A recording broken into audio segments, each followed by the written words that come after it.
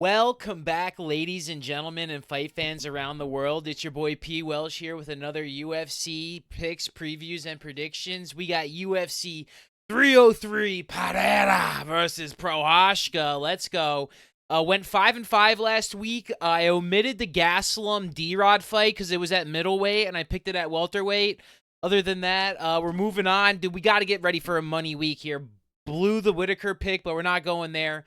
Starting off strong here, we got Ricky Simon versus Vinicius Oliveira in the bantamweight division. We're fighting in Las Vegas this week, gentlemen and ladies. Ricky coming off a loss here. Vinicius coming off a win. He had a replacement fighter with that crazy knockout here. A little bit of a reach advantage, height advantage here, and the books got Ricky Simon here, which is a little confusing to me. I mean, I'm kind of, I guess, going from Oliveira. I guess what the books like is Simon's a professional cage fighter, probably not afraid to go 15 minutes in there. Oliveira just came in here, beautiful knockout, but what does he have to offer? And really being challenged in all aspects of mixed martial arts is something that we're going to be seeing here. I mean, personally, I love Oliveira. I'm picking him here, big underdog to start the fight. I just think he's going to have something special for us. I think he's super athletic, man. When you watched him in that first fight, he's very coordinated with his body, and I think that's going to be the difference factor. I don't think Simon's going to be able to really impose his game plan upon Oliveira, and whenever he tries to, Oliveira is going to be able to just just outclass him in striking. He's very athletic. You're going to see kicks, punches, knees. He's going to have good defense. I think this is a big Oliveira spot to start off the card strong. Maybe a little sub victory. He hit us with a little KO first time. Maybe second time hits us with a sub after some damage. Club and sub gets him down. Right before his beautiful knee, he had a vicious leg kick that basically injured his opponent, and then he killed him with the knee. It was an incredible finish by Oliveira. And I'm just going off of that. We're building on the hype train here. Ricky Simon, I'm not picking you for the first fight. -200 on the favor. That's a big, big dog. I feel like this is way more of a pick'em fight, and that way you'd get more action on Ricky. But I'm Oliveira over there, +185. Unless, I'm missing something, which I may be as soon as we turn on the fight. You're like, oh, this guy's a certified cage fighter. And Oliveira's in there just trying to throw some hands. But I don't think that's the case. I think Oliveira is a prime talent in the ever-dangerous bantamweight division. First pick, Oliveira. Boom. Next up here, we got a flyweight. Ria Surua versus Carlos Hernandez. 9-0 versus 9-3. 2-inch height advantage for Hernandez. 1-inch reach for Ria Surua. And Hernandez had a rescheduled bout here, and I think the UFC plucked this guy, Surua, from somewhere, and that's who I'm going with here. It's nothing too much against Hernandez. He just doesn't do anything to really wow me, and his win conditions, I mean, granted, he has fought some pretty, good competition. I just think this is coming in here, man, it makes it really hard to even gauge, because, you're bringing in a guy from another promotion, UFC debut against somebody that's been against the best of the best in the flyweight division. But I'm going Sajurua just to get the win here. Maybe go a little bit longer in the fight than we anticipate, but look pretty good. Maybe definitely have a live for submission on Sarua as well. But he's also live to throw the hands. Making his debut in the octagon, it should be, the experience level difference in the octagon for Hernandez and Sarua is off the charts. Makes me very scared for a huge favorite like this. But I think we're going to see something spectacular from the finishing game. Maybe another sub, maybe at least one sub in the first two fights I could see happening here, just based on the competition and who's going in there. But I'm keeping it short, Sarua.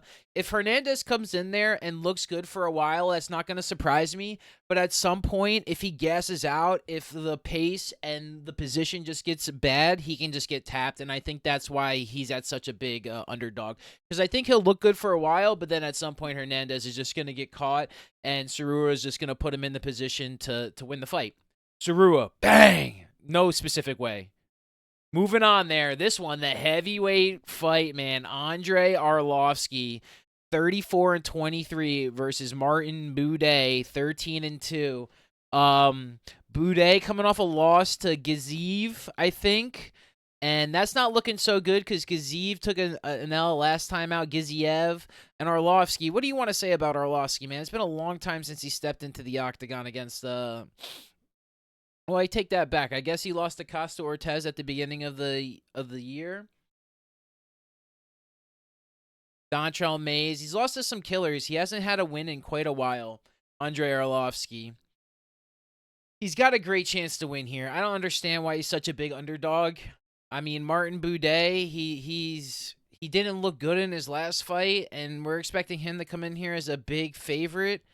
I can see the big advantage is possibly his youth and his speed is where we would be seeing a lot of the advantage. Like if Arlovsky looks like he can't even move off the couch because he's just so much older, right? There's a big difference between 32 and 45. And that's why I think Boudet here is the pick. That's why I think Boudet is a big favorite. Arlovsky is a live dog, but I mean, he has been fighting. He hasn't been looking very good either. They're going to be one for the show or one for the road. We really don't know that well because, I mean, are you really expecting Martin Boudet to really do some stuff? Yeah, maybe so if he wants to go wrestle him a little bit, which I don't understand why I guess he just got beat up. So if Arlovsky can bring the power and negate him, maybe he can't really do too much. He has a lot of potential. That Giziev fight felt so easy for him to pick against him, as I remember. But now that being said, I feel like he's got a lot of potential. I do remember that Kimura win against Josh Parazian.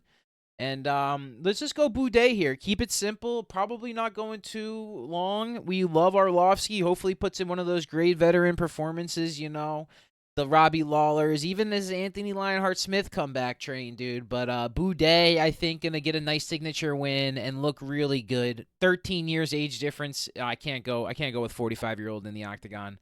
Next up here, the women's strawweight. We have Michelle Waterson-Gomez, 18-12 coming off of the loss versus Jillian Robertson, 13-8 coming off a win. And boy, oh boy, women's strawweight. Usually the women's is an automatic decision pick. And I do think this one has a chance to go to decision.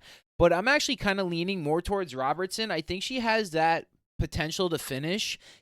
Submission KO. Just get Waterson-Gomez with a lot of damage in a bad position. And we've seen her take a lot of damage and get finished recently. She's on a 4-fight losing streak. Lost from mount punches, lost a guillotine choke, lost decision. Anyway, you want to slice it. I have Jillian Robertson at each way to Sunday, and I don't even think it's that close. I think the juice on her is it's a little, in my opinion, disrespectful. I think Jillian has a chance to be a fight and a title fight.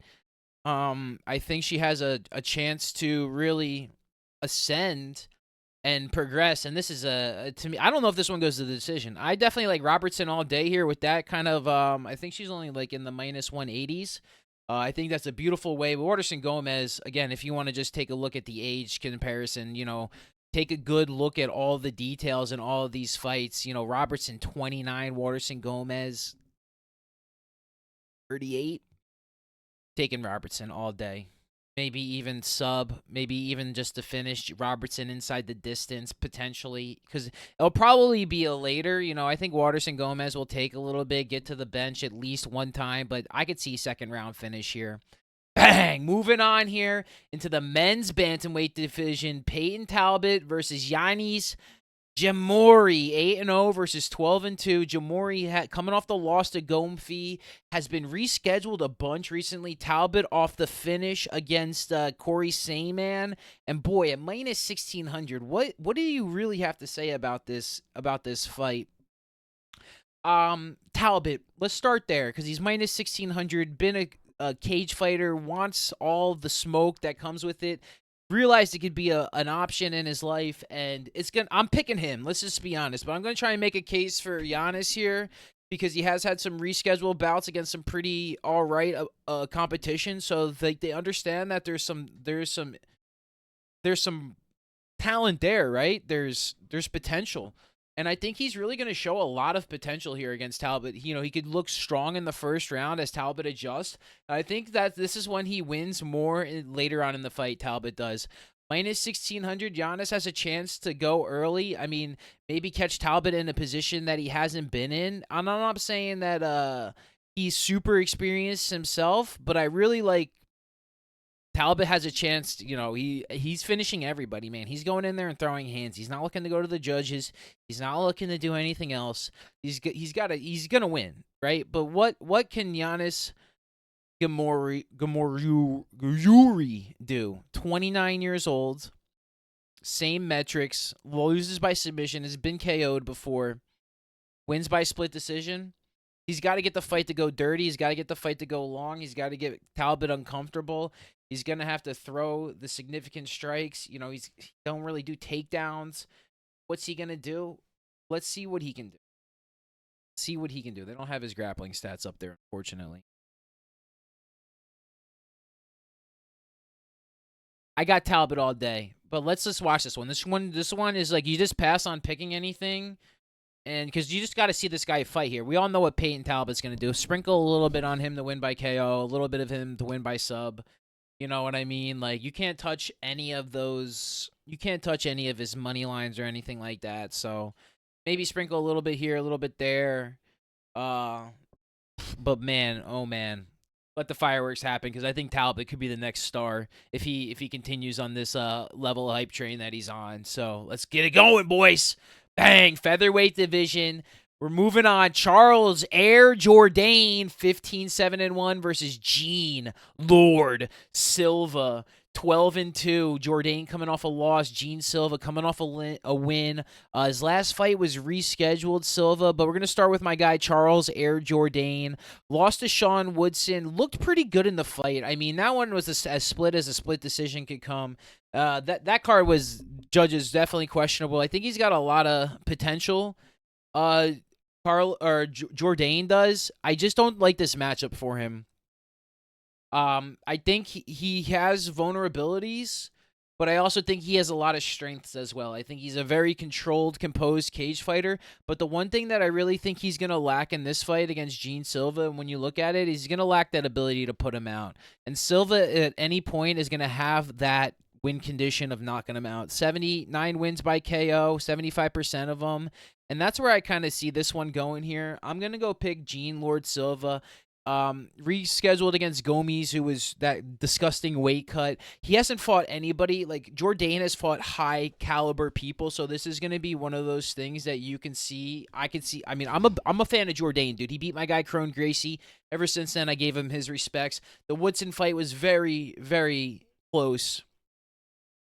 And like you said, that was one they could run back, but he's going against this absolute killer, kind of on short turnaround, but he's a certified cage fighter too. I like Gene Lord Silva here. I like the power potential. I just like what he could do to Jourdain and get him in a position that's not the best. That being said, Jourdain's length and octagon control with his strikes is very high level, but the Lord Assassin for Gene Silva. But I'm gonna go Gene Silva there. I want to see a big result from this guy. I think he's primed in there off a reschedule. He's fiending. Jourdain been in form a lot. You know, maybe tough to get up for a killer like this guy when he hasn't fought anybody. He's ready to go in there, and I'm going Gene Silva here against my guy Jourdain. But let's go see big KO from Gene Silva. Moving on, baby, into the featherweight division.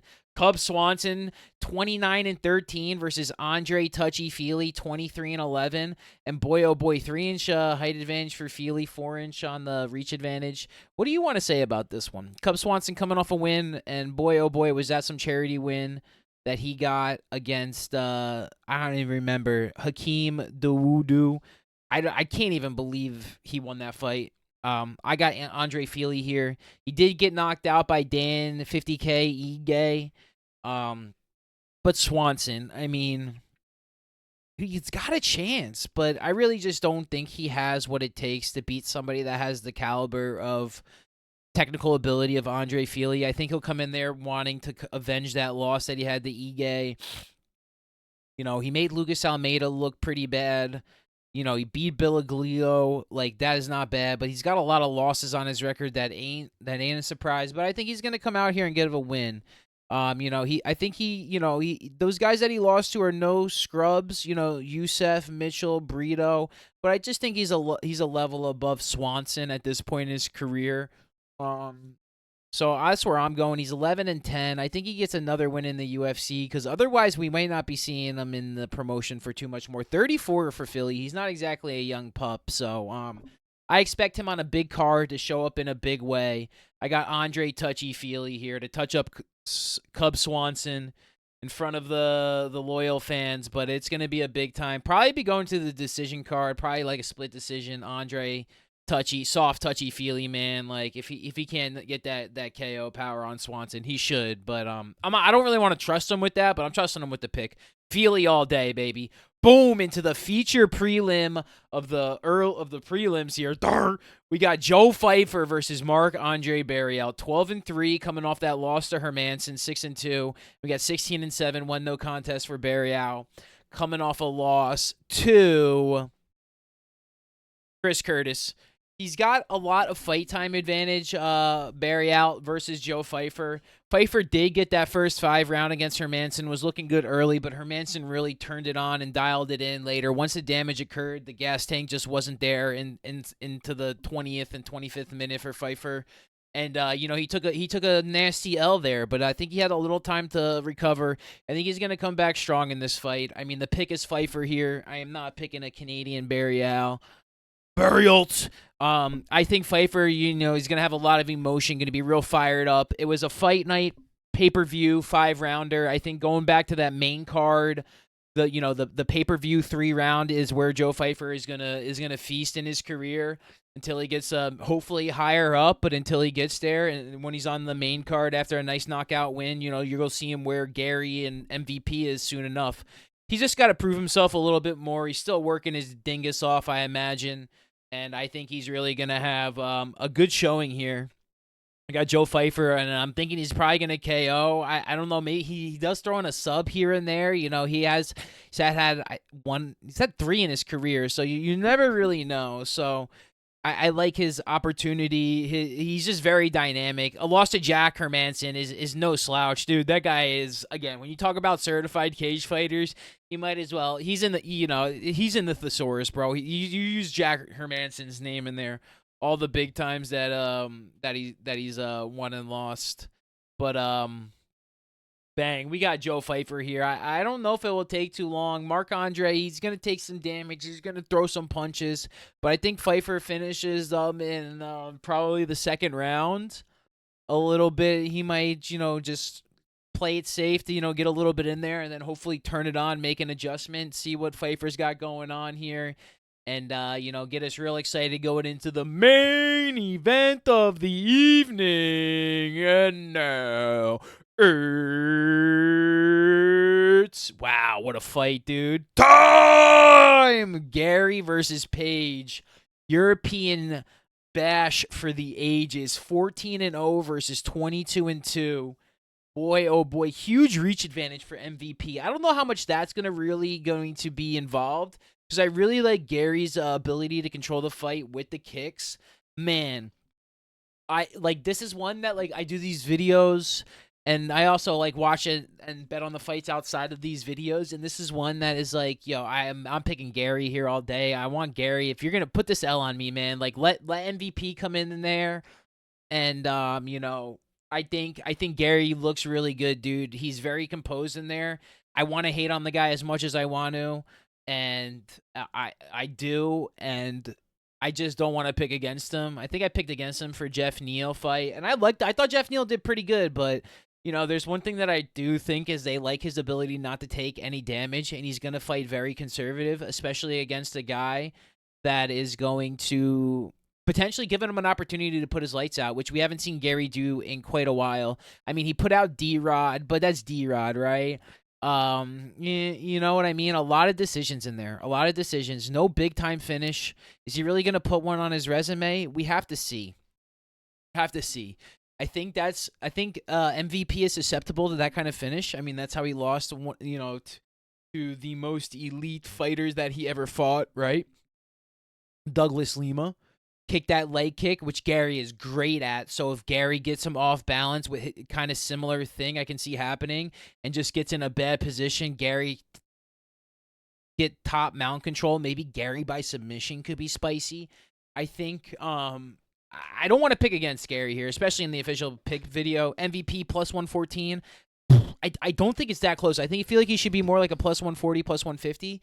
And but that makes me think that Gary's got a real chance to just win this one any way that he really wants to, and I think he kind of gets it done in a cheeky way. Maybe by a sub, get MVP on the ground. But I mean, this one you're gonna be on the edge of our seat, man. We're gonna be full clenched this whole fight. And I mean, if MVP comes in there and knocks him out, boy, I'm gonna be one of the happiest men on planet Earth, man. A bunch of other ones because I really want to see that guy make a run in the UFC, just bring the best that he has to offer, and hopefully a short turnaround. And hopefully we see that here.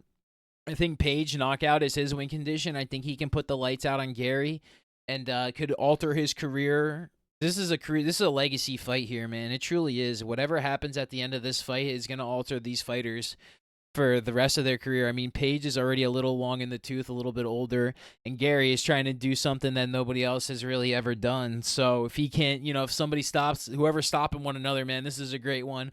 Hope both these guys make weight. I hope nothing sinister happens to these guys in the build-up. But I got Gary over here. Maybe something cheeky to finish Paige. But, I mean, Paige is going to have to do something that nobody's done yet, and that's finish Gary. But Gary definitely has some opportunities to really work on some technique. I think he's been preparing for this one because I don't think his other fight was very serious with Colby, and I think this is the one that he's had circled for quite a while. European supremacy on the line here. Ireland versus England. Let's get it on! Welterweight Gary. Let's go, boys. Into the next fight. Women's bantamweights. We got Mayra Bruno Silva coming off that belt, lost to Raquel Pennington, and Macy Chiasson coming off that win. 5'11" Chiasson here against Penny Kinzad. I tell you what here. I mean, this one's probably going the distance if I have to be fair and upfront, but I like Macy Chiasson. I think Bruno Silva got ahead of herself. She has a great win condition against fighters that I think can't handle themselves, but I think against tougher competition, she struggles with that explosiveness and with that ability to dominate somebody that is willing to throw it all on the line as well. This one's going to be close because Chiasson has taken a couple, but the last time she looked really good. She looked strong. She's going to have a big advantage in the striking and the reach department, and I think in a pick'em fight, I'm going that is going to be my angle. I got Macy Chiasson with the metrics, with the length, able to control Bruno Silva, get enough reversals. She might have to press for a finish, get herself into bad positions, and if you're having the root for Bruno Silva to come from behind, that's not really where I want to be. Now, if she's ahead on Chiasson and really just dominates, takes her down, and she can't do anything, then I see that, but I just don't see that being the case for her. She's been in big fights. She's fought great competition. She fought the current champion. She's fought a former title contender in Irene Aldana. I think she has got a chance to really get a big win on her resume, and I'm not going to be afraid to pick this one. I mean, this is basically a pick'em fight. If I'm having to lay anything, this one's going over rounds, going to the judges' scorecard. I can see Chiasson here with, 29-28. 30-27 potentially. But that being said, just pick this one to go to the distance, I think. I mean, there is the finish potential. Maybe either fighter to win by submission could be spicy because they're not throwing hands, right? They're the percentages of wins coming from submissions. Bruno Silva has 7, no knockouts. Chiasson has 3, 2 knockouts. So there's opportunity for that being the live with if any of them just where later on in the fight make a mistake and then the other one capitalizes, that could be a little something that I could see happening as well. But I would just pick this fight to go the distance and bang, move on. Hopefully see some good scrapping from these ladies and bring in some high level MMA because we're moving into the big dogs of the card here. We got Anthony Lionheart Smith versus Roman Dolezdi. 38-19 versus 12-3. Lionheart Smith coming off that 2-minute guillotine choke, and Dolezdi coming off a very poor performance against Imavov. Nasruddin Imavov, majority decision. But Imavov's gonna make a lot of people look bad. That style of fight, Vittori, Imavov, they're not good for Dolizd. He wants people that are gonna want to exchange, like Hermanson, Dawkins, Hawes, all these guys that he gets in there. I mean, I can't pick against Anthony Lionheart Smith here. I worry about the short turnaround and this guy fighting quite a few times this calendar year with Anthony Smith. I think Dolizd is also in between weight classes, right? Is he a middleweight? Because he was scheduled middleweight Fluffy Hernandez. Now he's fighting light heavyweight Anthony Smith. Like, what's the situation going on with my guy? To be honest, I don't think he's looked so bad, Anthony Smith, as much as we ragged on him. I know the wins, but I mean, of course, Khalil Roundtree's nasty knockout the end of last year.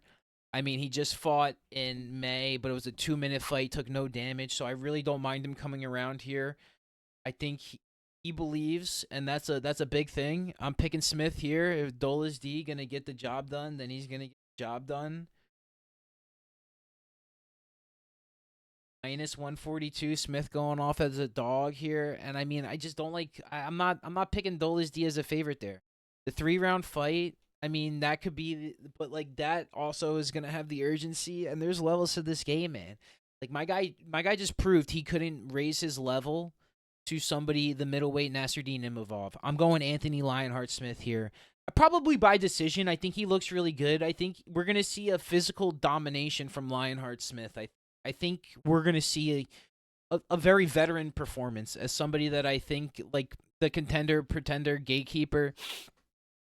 Scared for Smith. We love him, but I mean, dude, I don't want to hate on these guys because I doubt them. They don't doubt themselves. You know what I mean? The Ortegas, the Smiths, these freaking gangsters of the cage. They don't doubt themselves the way that I think about doubting them. So I'm picking Smith here. I don't think a 1+120 is even comparable. I think Smith should be favored here. I think his win condition is way more ways.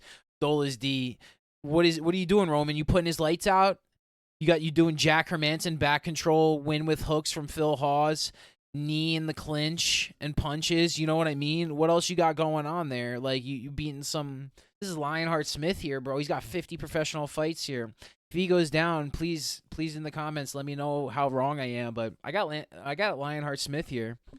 He's natural light heavyweight coming down. He's gonna be way bigger. This one seems pretty much one that I'm liking more that I see about it here. So bang, Anthony Smith getting a dub. Let's go, baby. Come on into the main event. Brian Ortega versus Diego Lopes. Ortega 16-3 coming off that finish of Yair Rodriguez, and my guy Lopes coming off the 300 TKO of Sadiq Youssef. And man, Lopes is my guy. I love T-City. I think the weight cut's a little tough for T-City at featherweight. He says he's moving up to lightweight no matter what, and I think he's taking an L up there to lightweight. I think Rodriguez, I don't know what happened in that fight, man. I don't know if he got gassed out or he looked so good for a little bit and then he just got wrestled, and I think his tank just went. Like, he doesn't train wrestling like that against somebody maybe stronger and didn't challenge himself. Lopes is a certified gangster. He's my captain of the killer squad that I have adopted for these guys that can get the job done, and he's the captain of my team, and I'm picking him to win. If he wins by submission, I wouldn't be surprised. If he wins by KO, I wouldn't be surprised. If he wins by decision, I wouldn't be surprised. It'd be one of his toughest matchups, but I don't think you're going to see this height advantage, man. For featherweight, 5'11", huge reach advantage, very clean with his strikes, got impeccable takedown defense. This is Lopes all day, man. He's one of my favorite fighters on the roster now, probably my favorite new guy within the last year or so. Absolute Diego Lopes. If he loses here, I'll be very heartbroken. But props up to T-City. But, I can see it being a little bit of a culmination point in the featherweight division where he kind of moves on, realizes the cut's so tough and there's absolute killers in there, and he might just need a little bit extra beef afterwards against somebody different there. But I'm going Lopes here. He's just my guy. T-City. I don't want to doubt him again. I felt really bad doubting him against Yair and him coming up with that, but he did just, I judged it poorly, man. And T City's a certified gangster. If Lopes can take this one off of him, I think it's going to be one of those for him. I think additionally, I think he's the more well-rounded than Yair is. And I think he'll be ready for the grappling. I think he'll win the exchanges on the feet. And I like Lopes here. I like Lopes all day and twice on Sunday, man. He's kind of my guy. Bang into the main event, ladies and gentlemen. We got our guy Poatan versus Yuri the Samurai. What do you guys want to say about this one, man? Oh boy, what a fight, what a matchup. Pereira, Poatan coming off the win off for Jamal Hill, saving the card. Prochazka getting his rematch, his retribution. I saw this figure. I was looking up some stuff before I started the video, but it was title rematches after a KO, and it's like 4-9 or 4-10 or something like that. I like Pereira a lot here, maybe even by KO again. It tend to happen quite a bit. There was 4 wins, maybe one was by decision and a couple by finishes, but a lot of the losses were by finishes. And I can see that happening again, especially in this weight class, light heavyweight. Prochazka, I don't know if you can mentally will yourself against Stone, right? It takes a long time to do that, so Prochazka's gonna have to win this one late in the 5th, right?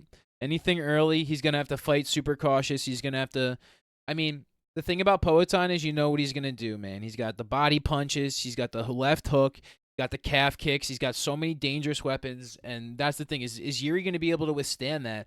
Because at some point, I think that's what happened. At the same point in Yuri's last 2 fights are exactly the same.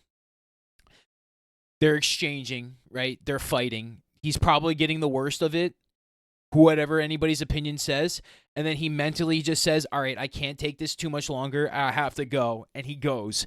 And in the case of Poatan, he got finished. In the case of Ratic, he finished him. Literally, watch the Ratic fights. Yuri wins that fight on pure mentality and will. He goes through and just walks through him no matter all the damage that he's taken. So I don't know if I think that cumulative effect is going to hurt him in this fight. I got Pereira all day. I'm picking Pereira. I think the rematch goes his way. I think the better fighter won the first time. I think the better fighter is going to win this time. And I think Pereira is going to stamp himself into UFC lore with possibly another KO win. And just being the reason we talk about the UFC so much more often is because this man can absolutely turn the lights out on anybody at any moment. And when he steps into that octagon, he's coming in there, bro. And he's coming for the kill, dude. He's got a glass chin. He could be put out. We saw Adesanya take him out. But I like my guy Poatan in the rematch. We got to get a big week. We got to get a winning record. I am focused. I am fired in. I am locked in right now, ladies and gentlemen. I'm feeling so good about the picks. Let's freaking go. Vinicius Oliveira. We got Sarua. We got Boonday, Jillian Robertson, Peyton Talbot, Gene Silva, Andre Feely, Joe Pfeiffer, Gary. We got Chiazon, Anthony Smith, Lopes, and my guy Poatan bringing in their UFC 303, culminating a monster month of fights there. Our guy, the Reaper, took home a monster main event last week in the first round. Will somebody do it again? I don't know, man. Chat, comment, 100% pick of the card, right? Pick your winners in the comments. 100% is $100. Like, comment, subscribe. I appreciate all the support. Everybody that watches, you are really amazing. And take care, everybody. I'll see y'all on fight night.